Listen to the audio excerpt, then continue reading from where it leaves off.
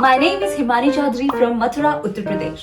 But who cares, right? Well, if you give me a minute of your time, I'll try to convince you why you should. Currently, I'm pursuing BTech Computer Science and Engineering from Lovely Professional University with majors in cybersecurity.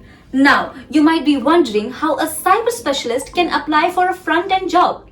Well, with my passion and coursework, I have made a great foundation in front-end development and cybersecurity, as I have done my certifications on React.js, JavaScript, and cyber incident response.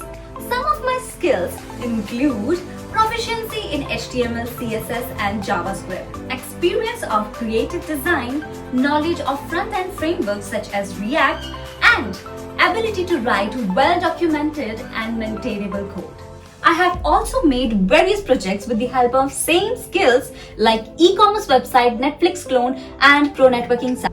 I'm a quick learner looking for ways to improve my skills and stay up to date with the latest trends. I'm also a team player and I enjoy working collaboratively to achieve shared goals. I truly believe that I can bring a real and positive impact to your organization by making websites and securing them from day one. If you would like to find out more, then go through my CV or check out my website. Looking forward to hear from you.